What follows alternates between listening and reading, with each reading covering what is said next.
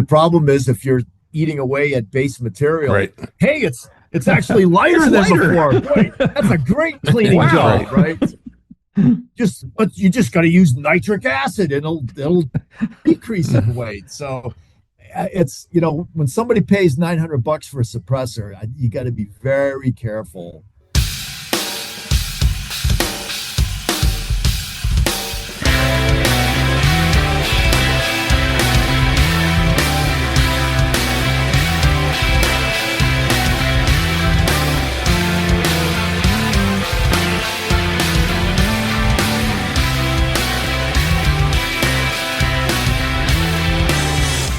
Welcome to episode 23 of the Frugal Firearms Podcast, the Gundy-nominated for Best Podcast of the Year podcast that's here to help you save money and, in this case, save your stuff, like save your equipment from failure and from not working correctly because you didn't take care of it.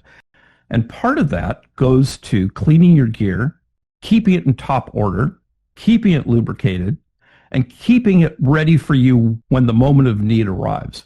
So today we're bringing on the CEO of Otis and Shooter's Choice, and if you didn't know, they're actually the same parent company, Bill Kleftis. Bill, welcome to the show, and how are you today, sir? Well, Craig, thanks for asking, and I'm just glad to be part of tonight's or today's podcast. So I've listened to you a couple other times, Bill, on other not quite as good podcasts as ours, because ours is the best, of course. But I have heard you talk about the background of the company. And in fact, something I don't even know is like, I don't see Otis as, I thought maybe it was an acronym for something, and I never saw it in the originator's name. So I'm not really sure where that came from, but maybe give us a little bit of your background, the company's background, and then how you became associated with it. Well, no, great question. So I've been around for a number of years. I've been in three primary industries before coming into the firearms industry. I was in HVAC equipment, medical devices, and as well as the rail industry, working for a multinational. So I've been in a lot of different companies, and I've known the Williams family for some time, and it was a great opportunity that when this opportunity came up, the founder, Doreen Williams, and her dad kind of had discussion, and I started here 4 years ago on April of 22. Regarding the history of Otis, so we have been around for 40 years. This is our 40th year that we're celebrating.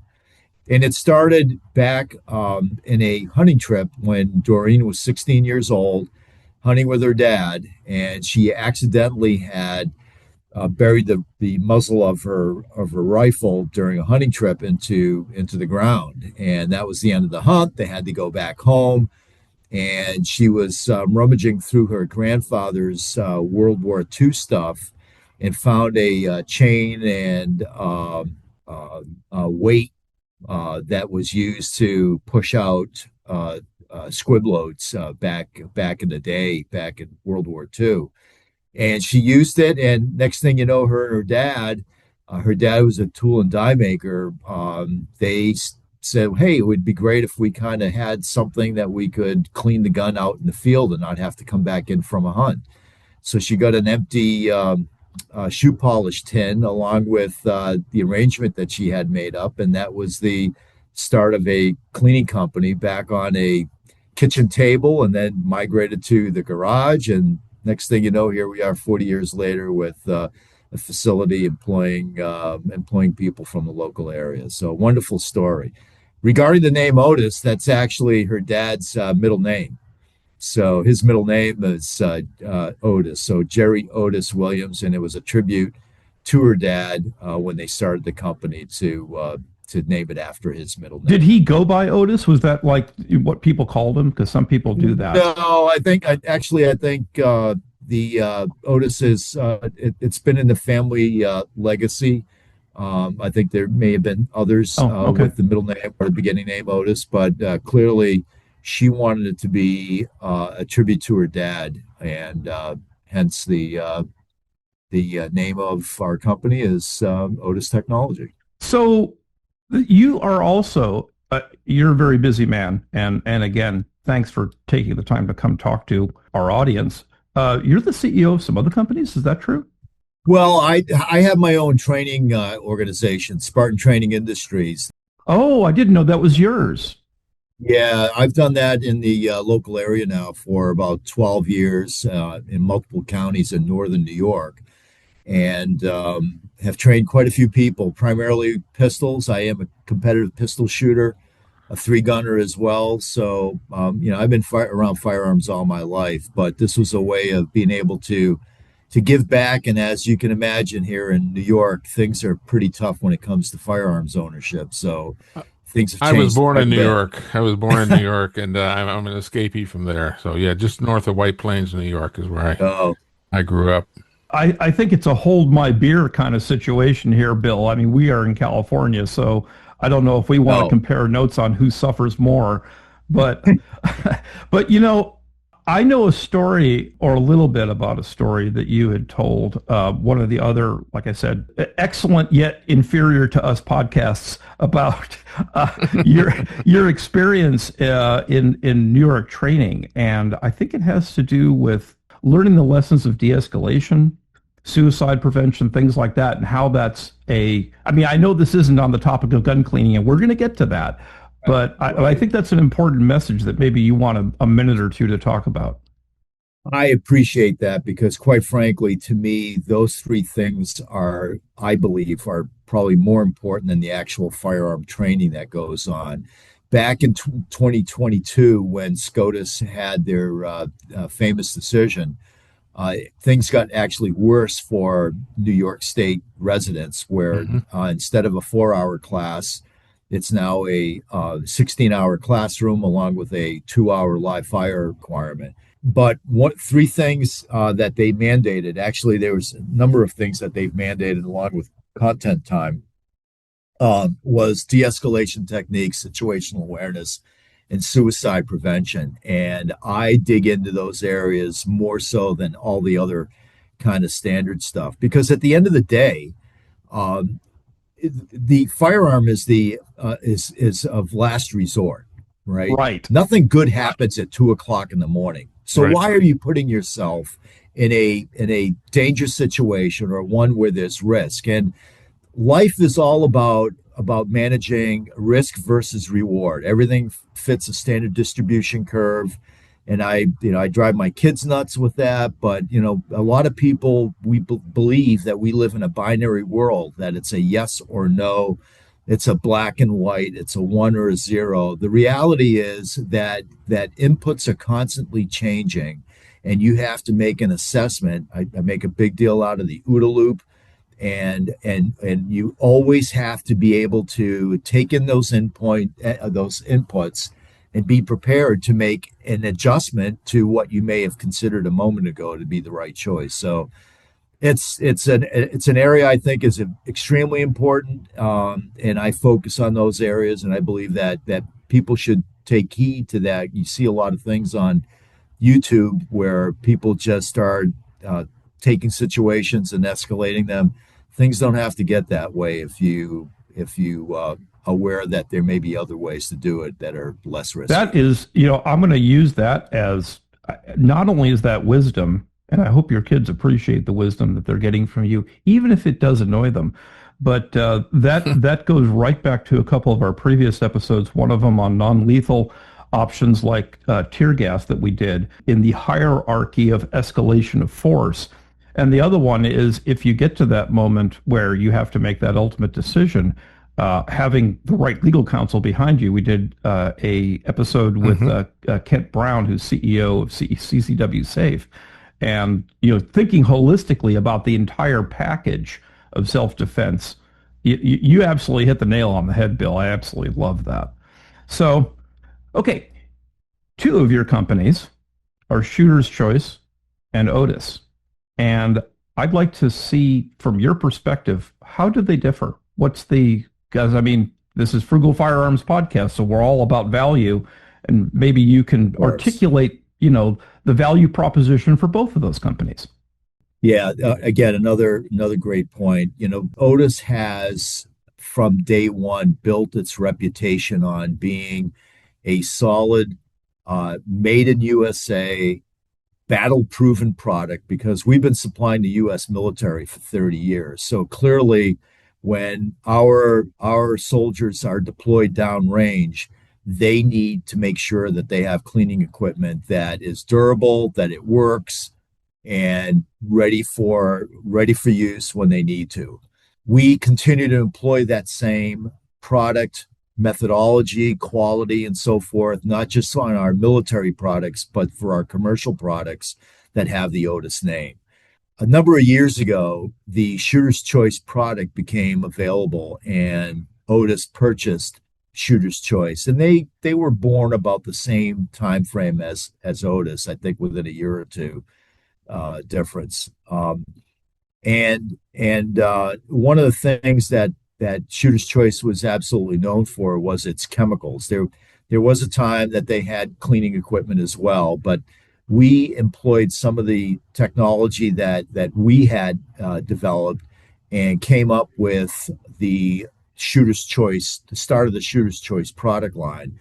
However, back when I started, I've had lots of international experience in around the world, and I have various sources that I've used in the past.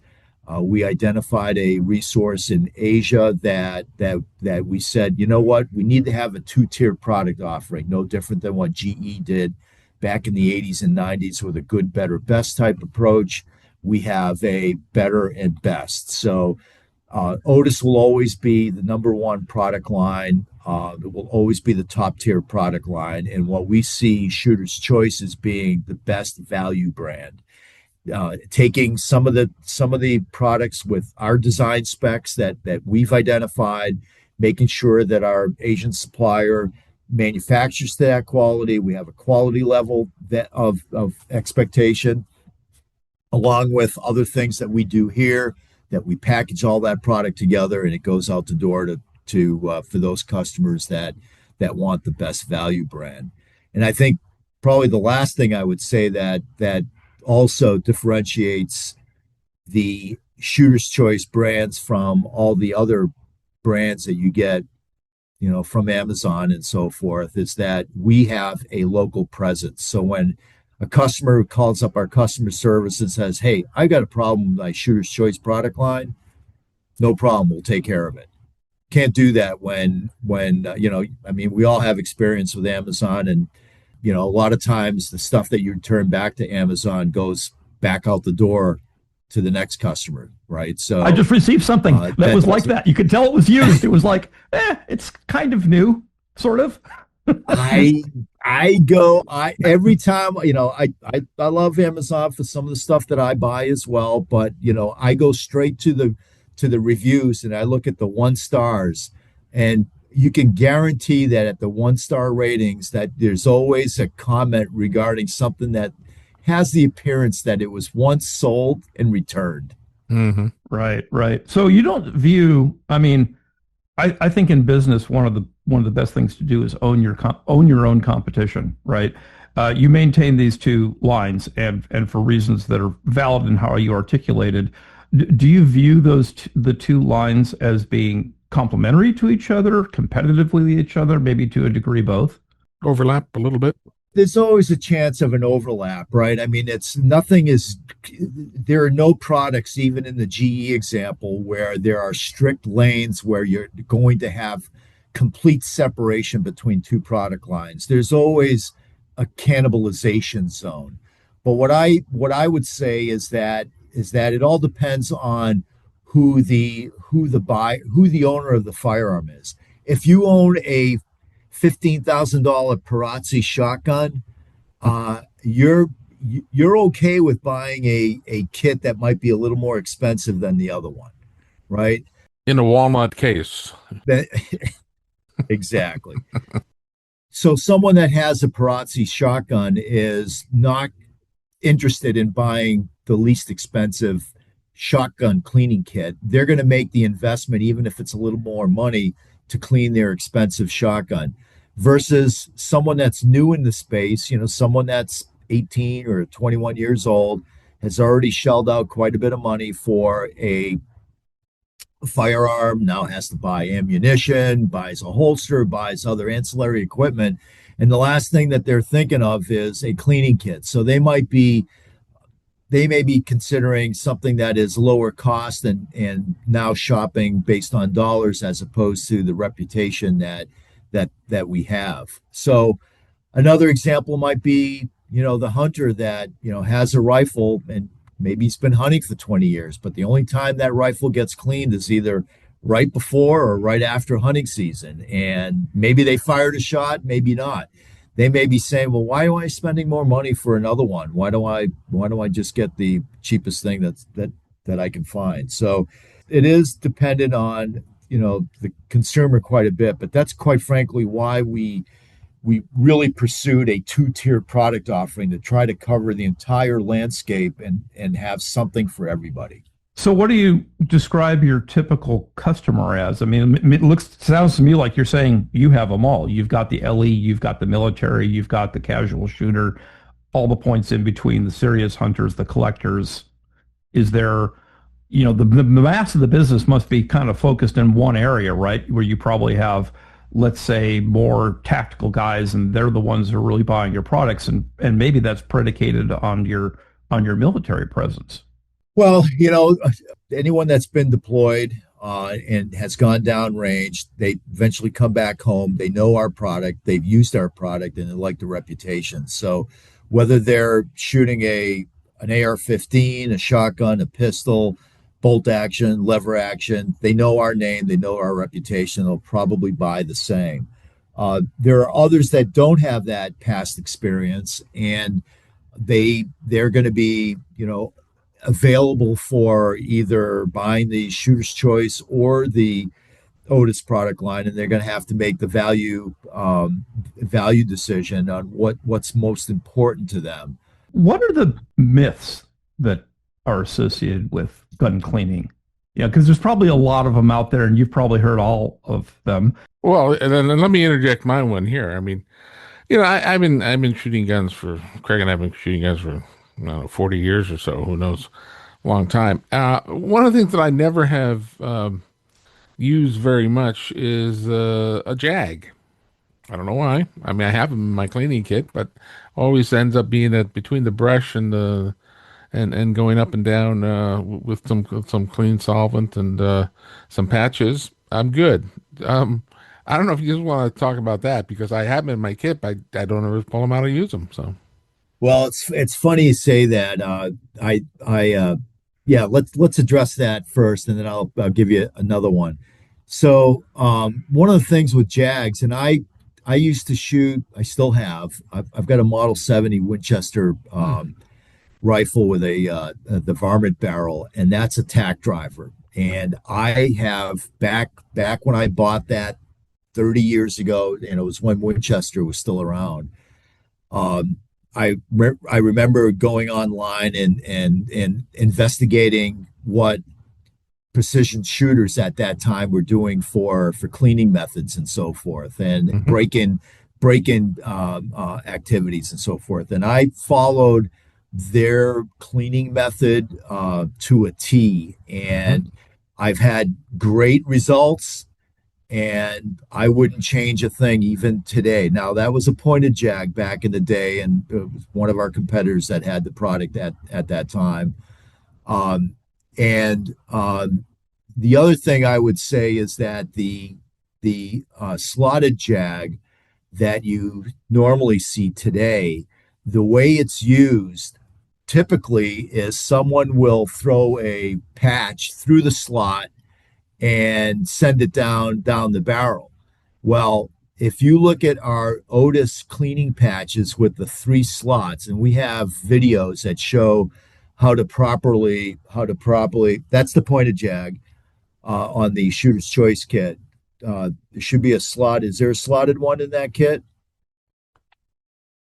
Okay, yep, so yep. The beauty of the slotted tip with our proprietary patch is that the way you use the slots it creates almost an umbrella where you are pulling that umbrella down the barrel as opposed and being able to clean circumferentially 360 degrees versus the way others are forced to just simply throw the patch through the slot and you're only cleaning a portion of that circumference, not the entire circumference. So there is a difference in how we recommend cleaning with a slotted jag versus our competition, and we think we have a better mousetrap. And for those in the audience who are thinking, I didn't see a jag, because it's an audio only show.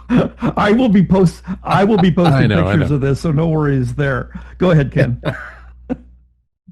Yeah, no, that's an excellent point. And you talk about, learning the different cleaning methods. I mean, when I started, I typically speaking, on my bolt actions, I went down muzzled all the way down to the breech, and then it's like, no.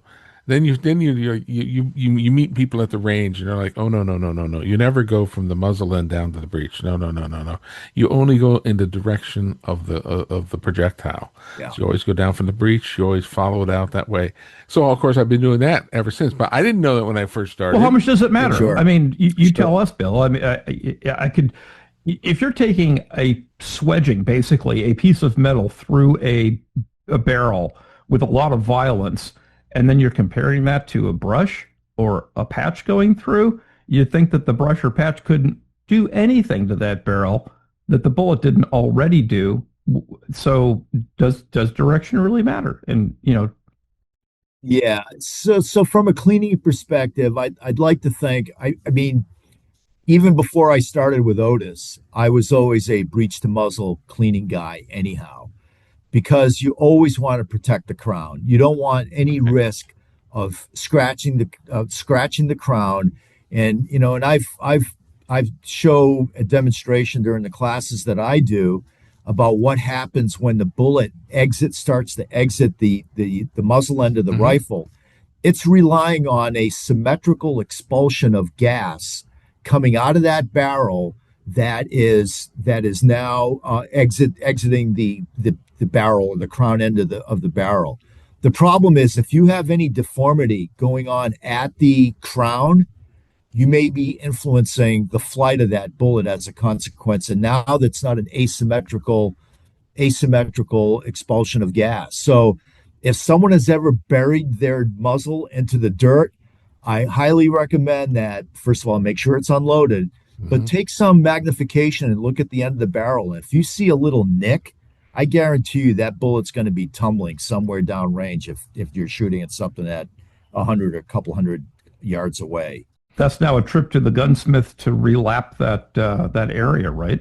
Yeah, I would probably sell the gun. The cost of doing that, to try to find somebody doing it, I'd probably sell the gun to a local gun shop and buy something else before I do that. I mean, a lot of times I've hunted in Alaska, I've hunted elsewhere. I'll throw a balloon over the end of the barrel to just protect that crown. Or, I mean, I've seen guides in Alaska, they'll take a piece of electrical tape and throw it over the end of their barrel just to make sure nothing goes in that end of the barrel. This is for probably your guys who are the one or sub MOA guys. Who is not your host, by the way. And the fact that we know this is because of these super ultra high speed cameras that we've all seen the YouTube videos of a million frames per second watching a bullet come out of the muzzle or watching a bullet impact a piece of steel and how it actually splatters. I mean, you never got to see that years ago. I mean, it's the only reason we get to see that now is because these super high speed cameras. Sure. But we learned a lot. We learned a lot from that. So, well, I look at the difference between a custom barrel and a standard off the shelf barrel. If you look at under magnification, a custom barrel is machined so perfectly. That's why you're paying a lot of money for a custom barrel, because the amount of attention that's placed in all machining surfaces.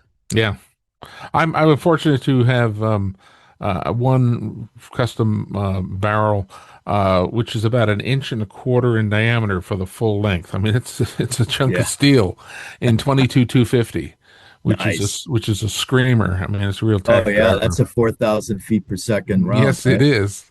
Yeah, it moves. Perfect for small little creatures out in the middle of the prairie someplace. Okay, so we wandered away from the topic of what the myths are out there that need to be dispelled, but I want to combine that with a question of what kind of mistakes people typically make other than the direction of the brush or the patch. I think that, and I believe that you guys also, and listeners, if you haven't looked at the Otis and, I said and not or, Shooter's Choice YouTube channels, because they maintain both channels. There's a ton of good information there. And what's unique about those channels is that they actually break down how to break down. I actually walked into that without knowing I was going to do that. How to break down individual types of weapons and clean them correctly, which is a service that I don't think anybody else has posted on YouTube with any consistency. But going back to the question, kind of the common mistakes and, maybe along that, the myths that are out there that relate to proper gun care as opposed to improper gun care. One thing I've noted when I first started going to the gun shows and stuff, and Craig and I were doing this 30, 40 years ago, I used to see stainless steel brushes. Maybe they still have them, but they were steel brushes in all the various calibers. And as a new guy, you didn't necessarily know, oh, what a great way. It's harder than brass or whatever, bronze or whatever. And yeah, well, it's a great way to clean your gun. In reality, steel on steel is not good. So I tend not to see those anymore. They're probably Yeah. still out there, but I think they do more damage than they probably help. But anyway, Yeah, no, good point, Ken. I actually, if I could digress for a moment, I am not an advocate of steel case ammo. I tell all my folks that you can buy cheap stuff. Typically comes from Russia. Might be easy to pick up with a magnet, but in the grass. But I'd rather have some shell casing that degrades instead of my gun degrading with steel on steel. So I'm with you on that. And I've seen some what's called like a tornado brush that I've seen a competitor have. I've looked at that. I've tried it on one of my guns. I'm not an advocate of it, but I think that ideally you want something that is softer than your barrel or your um, cylinder. If we're talking about revolvers, although mhm. let me talk about revolvers here in a moment. I think absolutely makes better sense to have something softer than the barrel or um, chamber material. Now, when it comes to revolvers, anyone that has a 357 revolver, 9 times out of 10, people are shooting 38s instead of 357s out of it. Mhm. So what happens if they keep shooting 38s? That crud that you have at the before it exits out of the cylinder is extremely tough to clean with just a plain bronze brush and so forth. So that's where I recommend using like a bore cleaner, really get at it. But you want to make sure that if you ever go back to a 357 round, if you don't clean it, it won't seat that 357 round if you've been shooting 38s through it all this time. Yeah, I've personally experienced that on an SP 101 Ruger that Yeah. I have. Same thing. You fire 38s all day long, and then you're like, all right, we should try a couple 357s just to, kind of, and it's like, I can't get it in the cylinder I've anymore. never And you're had like, that happen, but then again, I also now, okay, this is part of the myth question, right? I clean my guns after every time I use them. And I know that one of the higher failure rates is actually cleaning guns because they're put back together incorrectly. So as an engineer, I understand that. But, what would you say? This is a little bit like how often you change the oil in your car. I mean, a lot of people are in the 3,000 mile Yeah. category, but modern oils, better filters, that's been pushed out further now. Where's the myth? Where's the truth? And, how often do we clean them? And would you consider actually over cleaning them to be a mistake? I mean, even though we're using more of your product, so you're liking it from a Yeah. sales perspective, but what's the best practice? Well, it's a good question. It's funny. It's one of the questions that I'm forced to have to give my students a 50 question test to make sure they've retained some of the information that I've disseminated during our CCW classes. But I tell them, I said, hey, imagine my going out this afternoon and shooting 400 rounds, and you go out the next 8 weeks and shoot 50 rounds each time. When should you clean and when should I clean? And 99 out of 100 times they say, well, every time we go out to shoot our guns. I say, well, that is correct. But the reality is what I also tell people, if it's your EDC, you will clean and lubricate it each and every time, even if you shoot one round, because that is a firearm that is there to perform when you need it to, and there should be no doubt in your mind whether that gun is going to operate or not if you were to need it.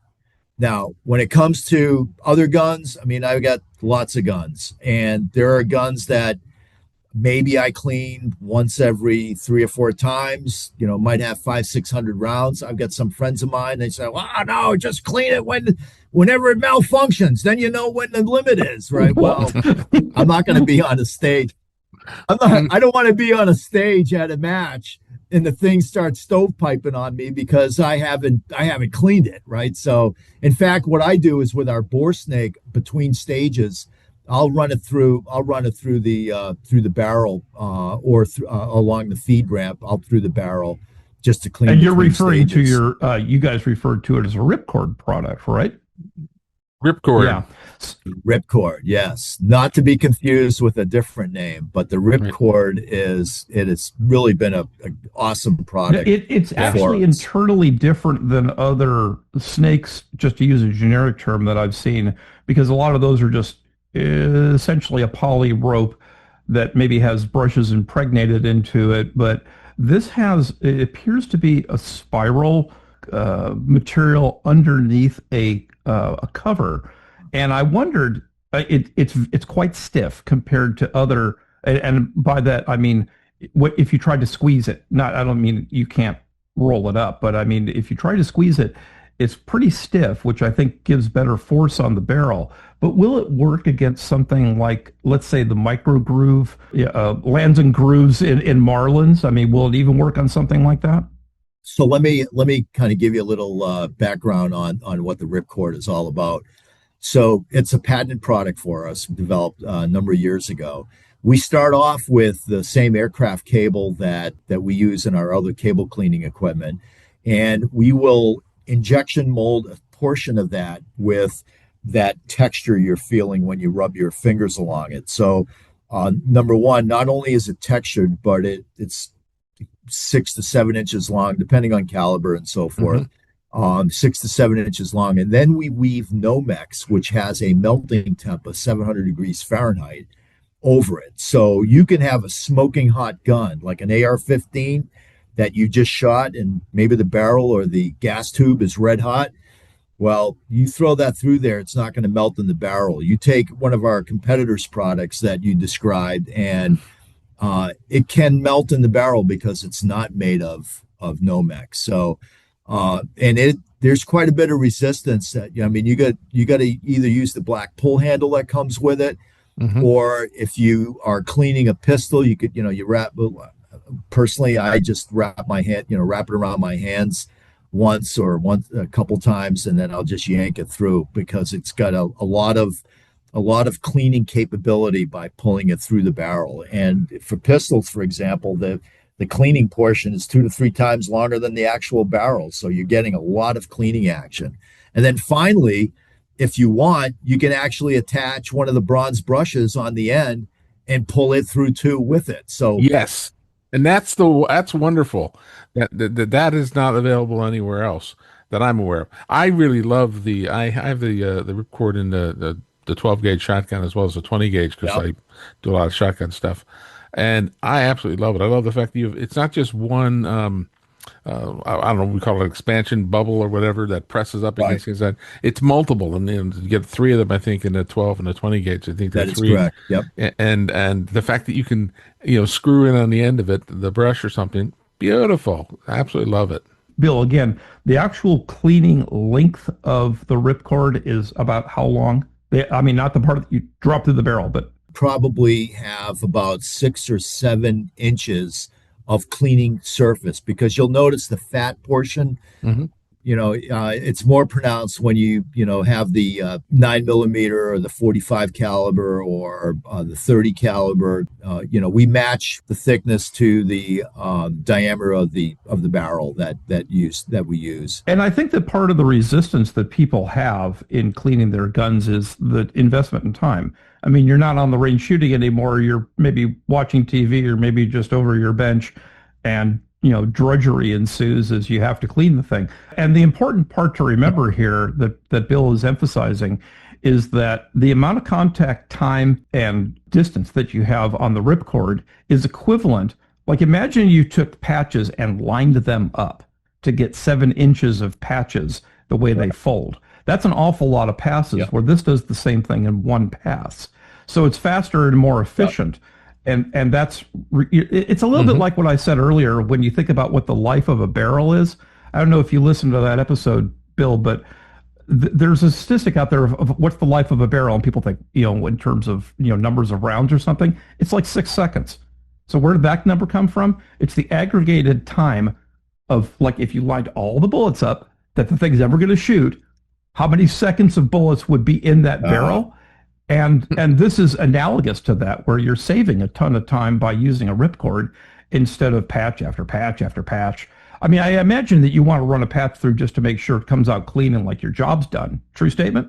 Well, it's funny when you're asking about myths. The myth that I grew up with, that we all grew up with, is, and every instruction manual will tell you, keep pulling the patch through until it's clean. I've tried that a number of times. I'll throw 12, 15 patches through it, and it's still got black on it. Now it's good for business, right? It's good for a bit. I want you to keep buying our patches, but the reality is, it's never going to get clean. It's never going to be black free. Did you know that that's a technique that's used time and time again in selling vacuum cleaners? Because there's always dirt in the carpet, and no matter how many times you go over it with your vacuum cleaner, when you get the Kirby or whatever, the really expensive one, it's like, look how much more dirt we got. Well, you would have got that anyway. So, yeah, all true. Are there any other mistakes that people should be avoiding, like maybe in terms of chemical choice or something like that? Well, I think one of the things that people need to be careful of is if they've got some type of finish that they're not sure of, maybe take a Q-tip and make sure that in a non-conspicuous place, you try that first. We had a situation where someone was using our bore cleaning material on a graphic that was hand applied, and the graphic ended up being removed. So I think that's an issue. I think that people got to be careful regarding muzzle loading versus, people may or may not know, you want to be using aqueous cleaning solutions. Now, once you clean it and it's dry, you could put an oil on it to prevent it from rusting. But a lot of people aren't aware that in muzzle loading, to be able to clean black powder, you have to use water or some type of aqueous solution to actually do the cleaning. So those are probably two of the most important potential errors that people make with cleaning their firearms. And probably last but not least, making sure they assemble it back together again. One thing I remember years ago, I hated cleaning my Mach 2 Ruger pistol. I just hated it.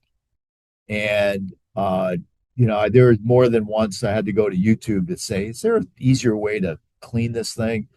And lo and behold, eventually they came out with the Mach 4. Yeah. So I sold that Mach 2 and went to the Mach 4, and now I love cleaning that gun because it's so much easier. You probably assembled it, put the little lever thing back in and locked the gun up. You couldn't do it because, oh my God, yeah. It was a nightmare. It's like one of those brain teasing toys trying to, put it back together. Put together again. Oh yeah. You were talking about using an aqueous solution. Obviously, that means water, and water doesn't have toxicity except that it also will cause rust, especially when mixed with something that's electrolytic.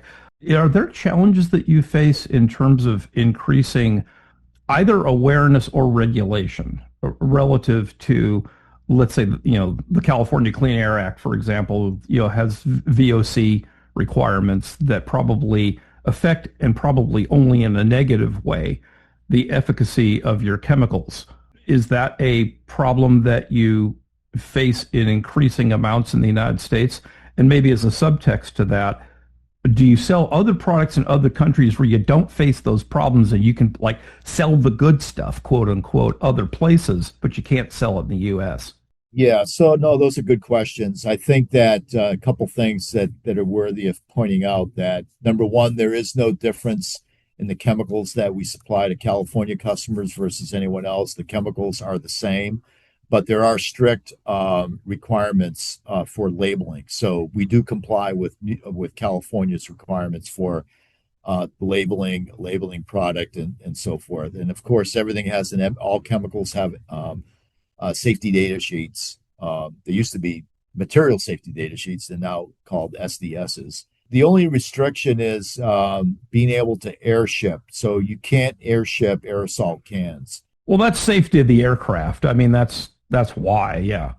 Yeah. Value Jet in Florida crash comes to mind. Yeah. We've always explored, different chemicals and so forth. There's really no need to change because the chemicals that we have we're extremely proud of, and they work efficiently. And unless there's some new solution we need to come up with that hasn't been addressed yet, we very much stand by our products that we have today. And then how did you manage to become so successful and the de facto choice in the military? I mean, I can go on military bases. I go to the exchanges, no matter what the service. I see in the gun section, if they have one, or the sporting goods section of the exchange, regardless of the branch of service. I see your stuff hanging there, like a lot of it.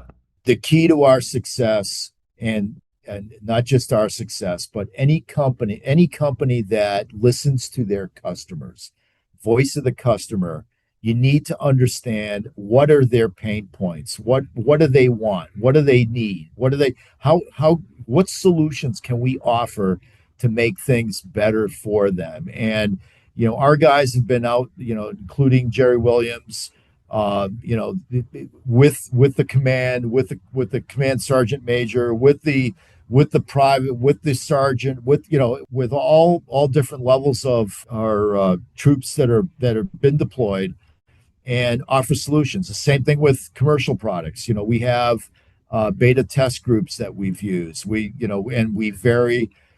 I have to, many times I have to be very careful as a competitive shooter.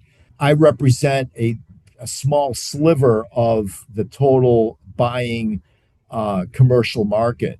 And I've got to be careful that if I insist on something that has absolutely no value to the new shooter, why are we incurring extra cost that doesn't bring any additional value? So we do pay attention to the voice of our customer. And that is really the key success to any company is you've got to listen to you need to know your customer, and you got to listen to them. And things will change over time. I mean, look, even in the last 4 years that I've been the CEO here, AR-15s were the rage. Then it was lever action rifles. Now bolt action, right? So, what things change. One of the things that clearly what I found in this industry, and when I first started here, I said, man, I should have joined the firearms industry years ago. But one thing I can say is that the firearms industry has the widest pendulum swings than any other industry that I've been in, because it's so dependent on what administration is in, what the courts are doing and saying, and whether we're in a war or not. So, or if you look at the latest Doge effort that occurred here this year, right? Lots of things had a lot of the government expenses. People were very cautious to want to generate purchase orders for anything, and they wanted to stay under the radar and make sure that I don't want to be buying anything. I might lose my job. So, and some people did lose their jobs, and people are in different chairs. Those same people that were in chairs before are no longer there. So, yeah. Does your work with foreign militaries help level the playing field for you in that regard? they're all different sizes, right? The Marine Corps is smaller than the entire Army. We also have a lot of the three-letter agencies that have their own needs. Again, smaller in numbers, but we service them all, whether it's FBI or DEA or ATF or any of the agencies that have agents. They have guns, so they need to be clean. They need to be serviced. So your testing protocols are really, I mean, I'm sure you have internal testing and you mentioned beta testing, but a lot of it really is based on customer feedback and getting in front of the perceived need. Absolutely. Absolutely. I was just thinking about basically partnering with some of the firearms manufacturers so that your product comes out of the box, literally out of the box with their brand new firearm, perhaps some sort of a reduced cleaning kit, patches, brushes, jags, whatever. Are you doing any of that or plan to do any of that? We actually do a lot of that. So I won't mention any names, but we do a lot of that. All the names that you could probably spit off here, the next 10 names, we're probably doing something with 8 or 9 of them. One thing I can say is that the new squad weapon that SIG was awarded, we were part of the test protocol with our cleaning equipment. So they, along with the other competitors of theirs that were pitted against each other, we were the cleaning kit on all 3 manufacturers that presented firearm for testing. And our cleaning equipment is part of every rifle that goes out the door. And that creates equity automatically with the users, and then they'll buy it for themselves. I mean, it's fantastic business strategy, honestly. And I appreciate that. So time to dime out, not by name, your competitors. Like why, not why do they suck, but why are you better? Or you can just phrase it any way you want, but please don't disparage by name somebody else. Well, I think again, we don't like having to mention names. That's not who we are. We base our reputation on our product and let consumers make that judgment. But quite frankly, there's no other competitor for a product that is made in the United States of America. We're here in upstate New York. We make all our Otis equipment here, and we do not have really any competition when it comes to USA made product. Now, there's a lot of stuff that comes from Asia. Even the old house brand that used to come in an orange box back when I was a kid, that has been made in Asia ever since. And we, quite frankly, I tell my sales folks, I said, anytime you go into somewhere, you tell the dealer or whoever it is that there's no need to buy that other stuff anymore. We have the whole package. We have the best value brand. We have the top tier. We've got rods. We've got cables. We've got everything. Why do you need anybody else's product? You get one source. You can get everything you need from us. And so that's one of the things that I pride ourselves on, is to be able to be the one-stop shop for all gun cleaning needs, bar none. So I'm going to kind of combine 2 questions here. Like what is your greatest innovation or the product you're most proud of? And then I would follow that up with, I mean, is there anything really new in gun cleaning?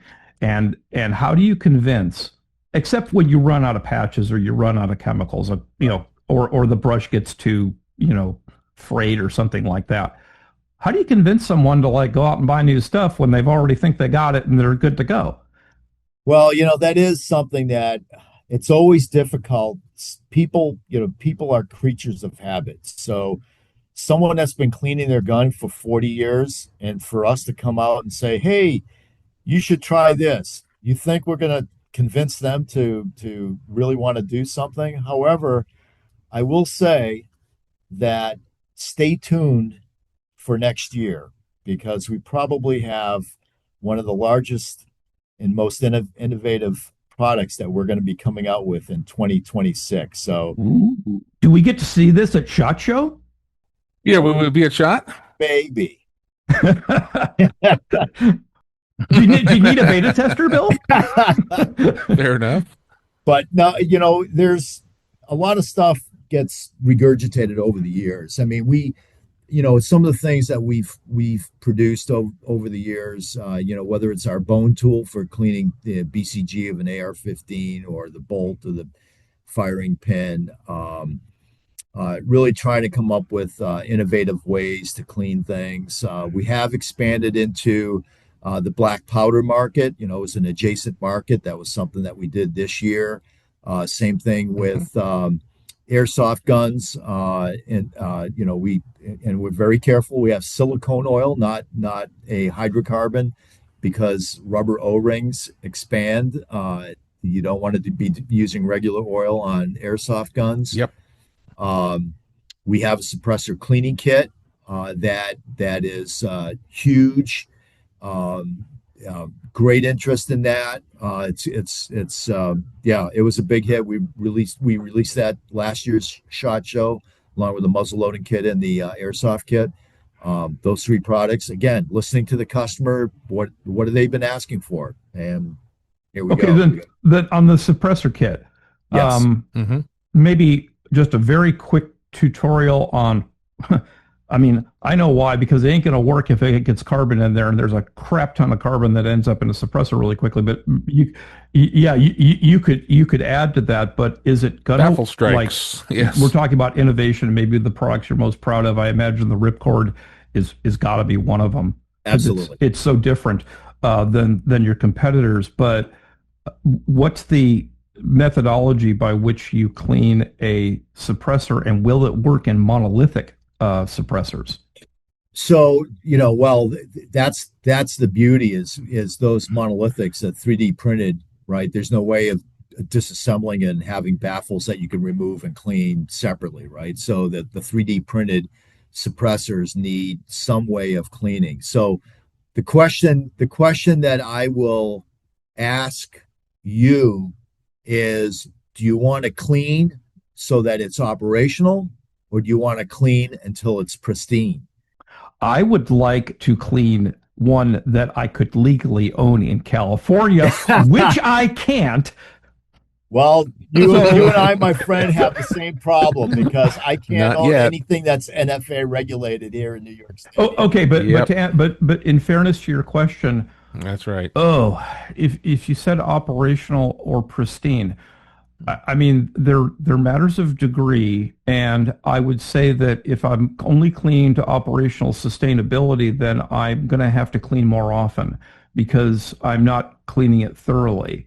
So uh, I guess I'd have to defer the question in a way that, let's say, I'll just put a number on it. If I can operationally get it back up to where it needs to be fine in 10 minutes, but pristine is an hour, and it's all labor time, I'm going to take the 10 minutes. Yeah, that was kind of a trick Yeah. question because a couple of things. One is, if you were to subject a suppressor to a chemical cleaning agent that removed all foreign materials, you are probably going to also eliminate the outside cosmetic color. So the Hmm. challenge is, how aggressive can you make the cleaning agent without eliminating or removing the outside cosmetic covering? And it all depends on the material of construction, right? A titanium 3D printed suppressor is one thing on the inside, but maybe aluminum on the outside with some type of black anodize or what have you, right? So every suppressor has a different material of construction. Let me give you an example. I love my Jerry Micklick 929 Smith and Wesson revolver. It's an 8-shot 9 millimeter revolver, and I had a comp that I have now removed it, but I had a comp that I shot maybe a thousand rounds through it, a couple thousand rounds through it, and no matter what I did to whatever chemical treatment I use, because it's a stainless steel comp, pretty easy to remove and access. And even with a pick, I couldn't remove the buildup of the lead or whatever debris was being splattered on the inside of that last edge before the bullet exits. So to get that aggressive, you need some type of mechanical means as opposed to a chemical only means when it comes to trying to remove that. So that's why I asked that question. The approach that we use, so the suppressor cleaning kit that we provide, it's a concentrate, so it does have to be diluted, and take some time depending on the condition, how long it's in there. It's going to take a little bit of experimentation, but once you get that figured out, it will clean well. Now, the other thing is that I would not wait to fire 2,000 rounds through a suppressor and then clean it.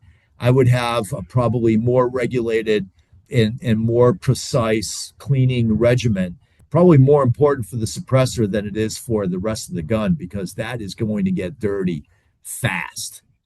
Do you have ones that are specifically like for ultrasonic that work better with ultrasonics, or do you concern yourself that way? To be honest, with heat and time in an ultrasonic, you're not going to be able to remove that metal impact that's there. Because again, the more aggressive you get on trying to get it back to the original weight of, I mean, that's how you really that's how you determine whether you've cleaned it or not. You take the weight of the suppressor when it's brand new, and then use it, and then clean it, and then measure the weight again. Are you back at the same weight? Now, the problem is if you're eating away at base material, right. Hey, it's actually lighter than before. Boy, that's a great cleaning job, right? But you just got to use nitric acid, and it'll decrease in weight. So it's when somebody pays $900 for a suppressor, you got to be very careful for cleaning that. And we get more aggressive? Yes, but I think the problem is I don't want to keep buying suppressors because people have been destroying them with our chemicals. Well, the difficulties, I mean, still with having to register them and everything else, at least currently, that's kind of almost impossible. But as an engineer, I mean, I get the whole. You could be dealing with aluminum, you could be dealing with steel, you could be dealing with titanium, you could be dealing with other alloys, and short of taking your employees and having them dip their hand. The more junior employees, have them dip their hand in the solution and leave it there for a half an hour. No. As they move up the corporate ladder, they'll have to do that less. Toxicity, matters. Fortunately or unfortunately, I'm also an engineer. I'm a chemical engineer, so I know better. So I can't recommend something that I know is wrong. I touched on earlier as we're finishing out here. I'm sure you've got probably a library of funny or entertaining stories if you want to share any of that stuff. I also want to give you a chance to talk about your YouTube channels, which I touched on earlier, which are excellent, and I'd recommend them to anybody. Even if you're on the fence about buying Otis or Shooter's Choice products, agnostically, they're still very, very informative, and I think that people need to go look at that. But the floor is yours for, like I said, any funny anecdotal stories, anything that we didn't cover that you want to cover? Well, I appreciate, first of all, both you, Craig, and Ken reaching out to us. This is really an opportunity for us to be able to show what we do, and the reputation that we have has been well deserved by comments that our customers provide for us. So we think we're very customer focused, and I've always encouraged people to reach out to us or to me. You reach our customer service group, and if someone wants to reach out to me, they can just ask for me by name, and I've done that multiple times. And anything that has to do with firearms, I'm always open for discussion. It's a topic that's near and dear to my heart, so I've got no problems with that. I think that cleaning should be no different than anything else that someone cares about their investment, whether it's your car, your boat, your house. Firearms are the same thing, and they really need to be properly maintained if you're expecting them to perform the way they're supposed to. When it comes to oil, I tell anyone that I've, anybody that I've trained, if some oil is good, more is not better. And the key is to use, I quite frankly, I tend to use less. I also clean my guns under magnification because I get pretty anal about that. I've got a lighted lens that I look through, and I want to make sure that Q-tips. I'm not a huge Q-tip fan. I like the mascara eyeliner type, polyester type Q-tip. If I have to get in there and do some, we have some of that as well. But I get real anal about cleaning, and I want to make sure that that the gun is clean. Is that part of it? You mentioned that you had a patent on your patches, which I thought that kind of like, what? They patented patches. How do you do that? Is that because they don't leave behind fibers and things?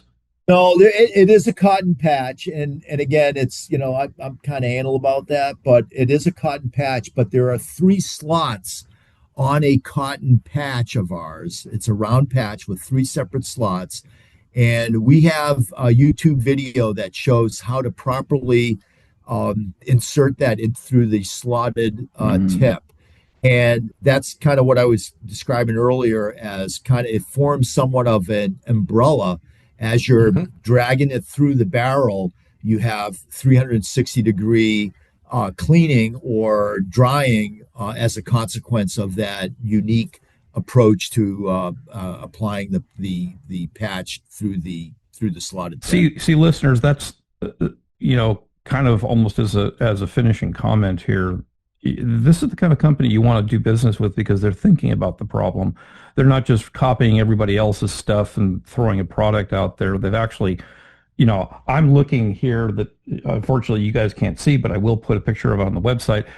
The kit that we have, which is the universal cleaning kit, look, it's worth the money just to have the box. But even if they sent the box empty, it'd still be worth it because it allows you to organize your stuff. But in here, there's, a lot of the products, not the ripcord, but a lot of the products that we've talked about today, no stainless steel brushes, and really a well thought out organization. I've got my stuff in a box, in a bag, in a box. And when I dump it out of the table, I'm like fishing through it, trying to find like, where's this one thing that I need?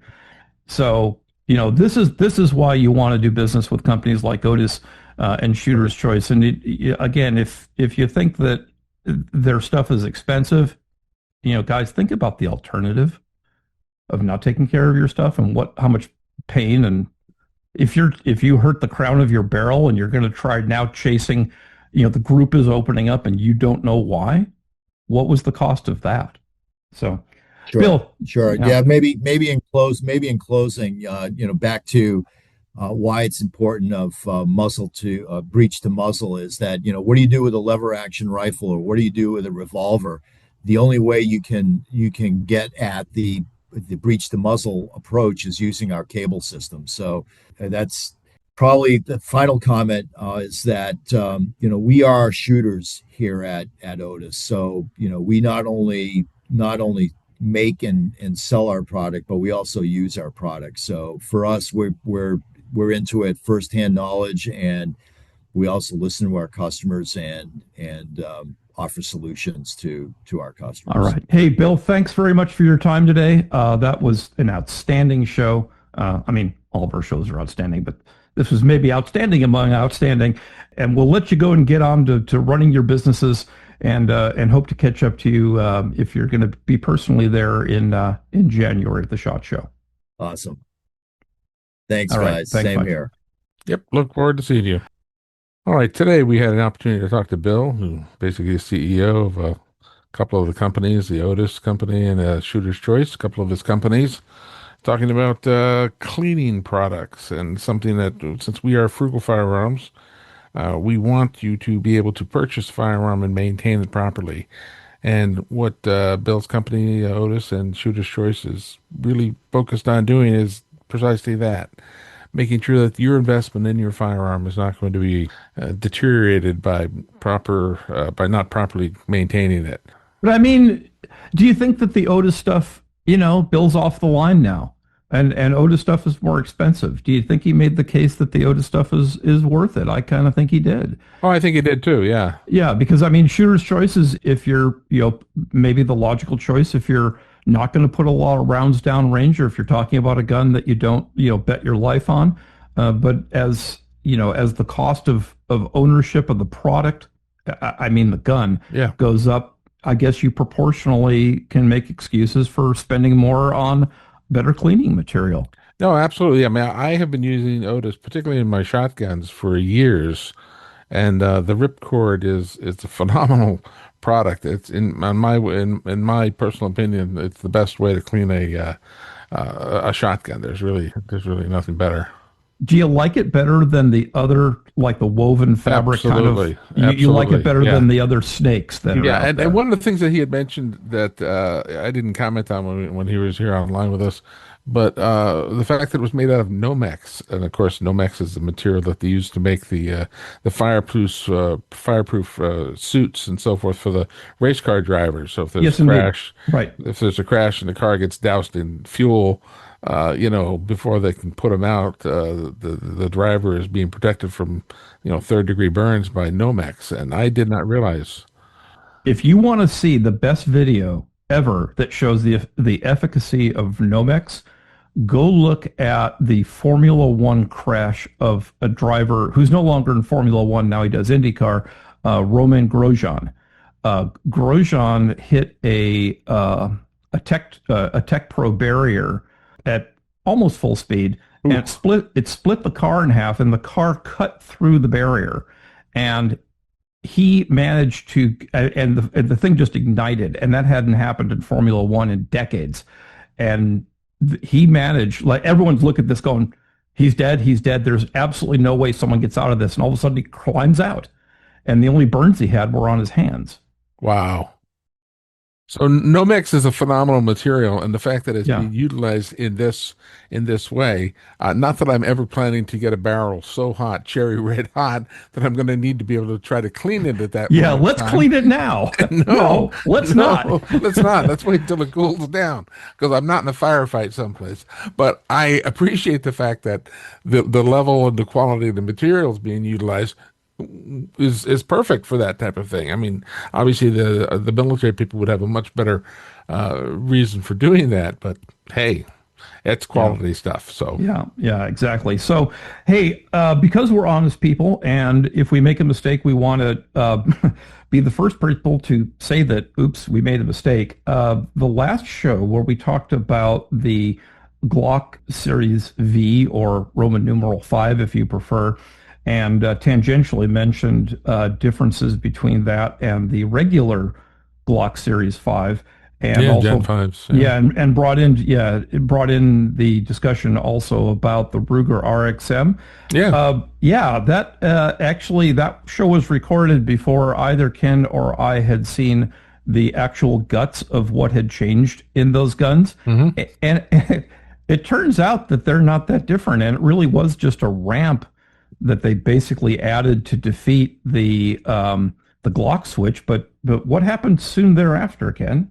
Right. And they didn't want the people to produce, the illegal, Glock switches and so forth, which are out there. So they did make changes, and then they immediately came out with the Gen 6, which apparently shares all of the internals as the Model V, with some nice improvements to it. So, Well, no, I was referring to the what happened, like as you saw on the internet, a very short time thereafter, where like within the next couple days, somebody came out with a version of the Glock switch that oh yeah. defeats the all the modification that Glock had done by putting in a ramp to protect the cruciform trigger bar.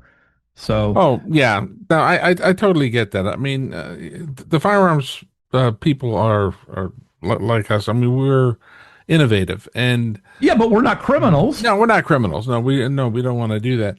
But people are, particularly with the printing at home and the ability, the CAD software, with you can basically design things, and people are creative, and I don't want to stifle that creativity. but I want people to obviously follow the laws too, and I want people to be safe. So, because we all want to enjoy the shooting sports. Yeah, and I think that, again, so what was the mistake we made? We actually thought that there were greater changes in the Glock V series, and I even used the term that the RXM was, quote, a different animal. That really actually goes to the fire control group, or the trigger, if you will, but not the cruciform trigger bar that is the thing that the Glock switch is interacting with. So, Yeah. I want to just put it out there that we recognize the error that we made, and we want to, put a retraction out. But what's the other big bit of news for us? The Gundies. So, do you guys know? Indeed. Yeah, The Gundies. If you go to thegundies.com, that's TheGundies.com, Yeah. thegundies.com. There are numerous categories there that you can vote for, and these are a lot of your YouTube people. Podcasters are one of them. We're down there to like third one from the bottom. There's a category called Most Innovative Podcasters. In there, we have Podcast of the Year. Podcast of the Year is the category. Podcast of the Years. Yeah. Yep. And you go down there and vote for us. That would be fantastic. I think we got about another week and a bit. Closes on the 15th. So as of the time today 5 more is, days. yeah, today is the 10th. This will probably hit the airwaves or the virtual airwaves on the 11th, I imagine, perhaps later today. And we really would appreciate, a vote. And by the way, the stipulations for getting into the Gundies to even get a nomination is I looked at it, it's pretty strict. It's pretty strict. The honor to be even nominated is a great honor, and we are very thankful of that. Yeah, thankful to you guys for making that happen. But now it's your time to go out and complete the circle here and get that, those votes in for, not just our podcast, but other influencers that you think are deserving, or writers and shooters and everything else that's in the podcast industry. But please, please, please, vote for us, because, oh my gosh, that would help us attract better guests, and then you get a better podcast. And the other thing I want to mention is that you can vote once per day. It's not just a one vote thing. It's a once per day vote thing. So right. The address specifically, if you don't want to meander around in the website,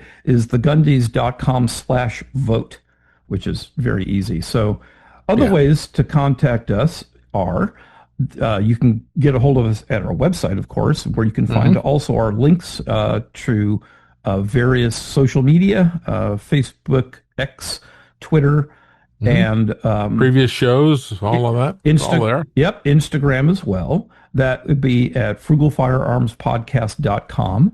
The email address is frugalfirearmspodcast@gmail.com. And there's a new link also that's going to be posted to the website, which looks like a little cup of coffee. And what's that for? That is a link to our Buy Me a Coffee site, where if you feel so inclined, because this show does actually cost us money to publish. We don't make any money on this, so maybe to defer a few dollars here and there of the cost of producing this show. Anybody who feels so inclined, pop us a couple dollars or two. That would be be beautiful. But more importantly, hey, tell your friends, subscribe, like, leave a comment. The comments really help the algorithm push us to the top, and apparently we're doing well enough to get a Gundies nomination, which I never expected. I don't know about you, Ken, if you were behind all this or something. I wasn't behind it, but I'm very, very pleased that we were. Yeah. So, all right, guys, thanks very much, and we'll see you next time. Bye-bye.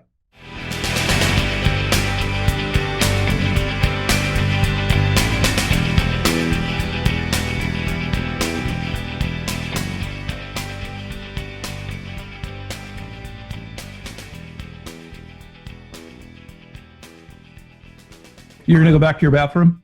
Hell yes. I spent all my time laying on the floor in the goddamn bathroom.